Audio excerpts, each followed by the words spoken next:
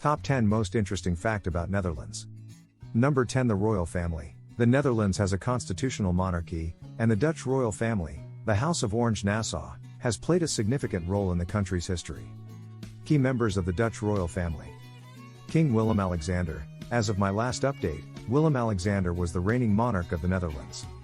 He was born Willem-Alexander Claus George Ferdinand on April 27, 1967. He ascended to the throne on April 30, 2013, following the abdication of his mother, Queen Beatrix. King Willem-Alexander is the head of state and represents the Dutch monarchy.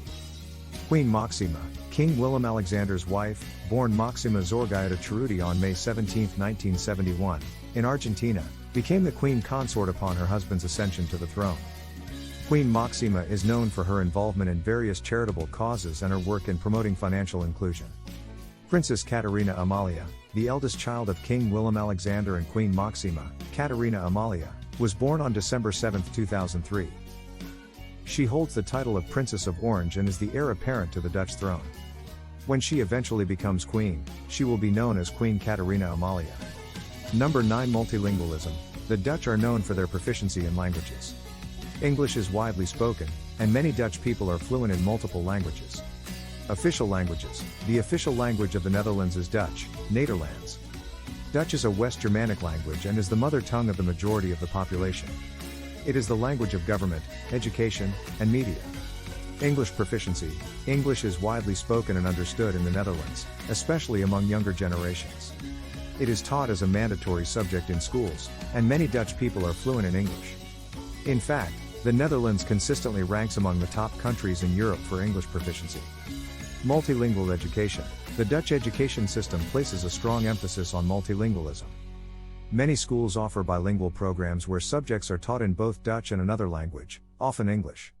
Additionally, the study of other languages, such as German, French, Spanish, or even Chinese, is common. Number 8. Wooden shoes. Traditional Dutch wooden shoes, or clogs, klompen, have been worn for centuries. While they are less common in daily life today, they are still produced and worn on special occasions. Functionality. Wooden shoes were designed for practicality. They offered protection from the elements, especially in agricultural settings where muddy and wet conditions were common. The hard wooden sole provided insulation from cold and dampness, and the clogs were relatively easy to clean.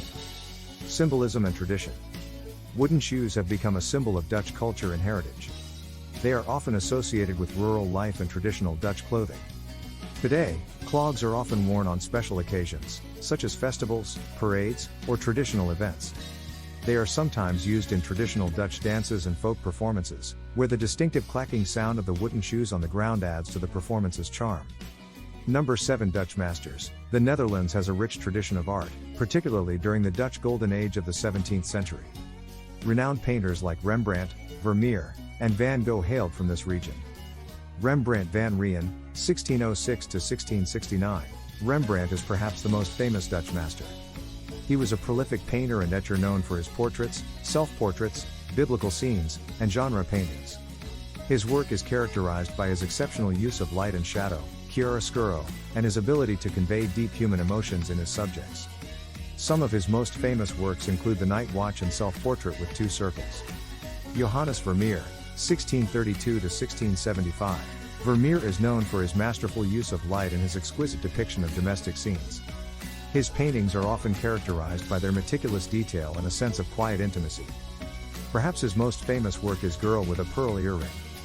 Vincent van Gogh, 1853–1890. While he lived a century later than the other Dutch masters, Van Gogh is still considered a part of this tradition. His post-impressionist style was highly innovative, and he is known for his bold use of color and expressive brushwork. Van Gogh's most famous works include Starry Night and Sunflowers. Number 6. Legalized prostitution. The Netherlands is one of the few countries where prostitution is legal and regulated. Amsterdam's red light district is a well-known area for adult entertainment. Legal framework. Prostitution in the Netherlands is legal and regulated. The Dutch government decriminalized prostitution in 2000, which means that sex work is considered a legitimate profession. However, certain regulations and laws govern the industry to ensure the safety and well-being of sex workers and clients. Age and consent. The legal age for individuals to engage in sex work in the Netherlands is 18 years old. This age limit is in place to protect young individuals from exploitation. All sex workers must provide their services voluntarily, and coercion or human trafficking is strictly prohibited and illegal. Regulation and licensing. Prostitution in the Netherlands is subject to strict regulation. Sex workers are required to register with their local municipality and obtain a license to operate. Number 5. Cheese. The Dutch are famous for their cheese, with Gouda and Edam being two of the most well-known varieties. Cheese markets are still held in some towns, where cheese wheels are weighed and traded. Cheese varieties. The Dutch are famous for producing a wide range of cheese varieties, but two of the most well-known are Gouda and Edam. These cheeses are named after the Dutch towns where they were historically produced, Gouda and Edam. They are both semi-hard cheeses with distinctive characteristics. Cheese markets. The Netherlands has a long history of cheese trading, and some towns in the country still hold traditional cheese markets. The most famous of these is the Alkmaar Cheese Market. These markets provide a glimpse into the country's cheese heritage and attract tourists from around the world. Number 4. Bicycles galore. The Netherlands is one of the most bicycle-friendly countries in the world, with an extensive network of bike lanes and bike-friendly cities. Amsterdam alone has more bicycles than residents. Bike-friendly infrastructure. The Netherlands boasts an extensive network of well-maintained bike lanes and paths that crisscross the entire country. These dedicated bike lanes are often separated from motor vehicle traffic, making cycling safe and convenient. There are even special traffic lights and road signs for cyclists. Bike-friendly cities. Dutch cities are designed with cyclists in mind. Amsterdam, in particular, is known for its bike-friendly infrastructure. The city has more bicycles than residents, with an estimated 800,000 bicycles in a population of around 870,000 people. Other cities like Utrecht and Groningen also prioritize cycling infrastructure. Flat terrain. The Netherlands' flat topography makes cycling relatively easy. There are no significant hills to contend with, which makes cycling an accessible mode of transportation for people of all ages and fitness levels. Number 3. Windmills. The Netherlands is renowned for its iconic windmills. While they were originally used for various purposes, including grinding grain and pumping water, many have been preserved as historic landmarks. Historical significance. Windmills have been a part of Dutch landscape for centuries, dating back to the 13th century. They have been instrumental in reclaiming land from water and managing water levels in a country known for its extensive network of canals, rivers, and low-lying land. Types of windmills. Drainage mills. Many Dutch windmills were initially designed for draining water from low-lying areas, particularly in the polders, reclaimed land below sea level. These mills were equipped with large scoop wheels or Archimedes screws to pump water out of the land into higher drainage ditches. Industrial mills. Some windmills were used for industrial purposes like grinding grain to produce flour or sawing wood. These mills contributed to the economic development of the Netherlands by supporting the agricultural and timber industries. Corn mills. Corn mills were used primarily for grinding grains, such as wheat and barley, into flour. They played a crucial role in producing staple foods. Paint mills. These specialized windmills were used in the production of pigments for paints and dyes. Number 2. Tulip mania. In the 17th century, the Netherlands experienced tulip mania, a period during which tulip bulbs became extremely valuable commodities, with some bulbs selling for the price of a house at the time. Tulip introduction. Tulips were introduced to Europe from the Ottoman Empire in the late 16th century. They quickly gained popularity in the Netherlands due to their vibrant colors and unique petal patterns. Tulips were considered a luxury item and were cultivated with care. Initial speculation. The speculation around tulip bulbs began in the early 17th century, with traders and collectors looking to acquire rare and visually appealing tulip varieties. As demand increased, so did the prices. Contractual arrangements. Tulip bulbs were not typically bought and sold outright. Instead, contracts known as tulip futures or bulb contracts were used.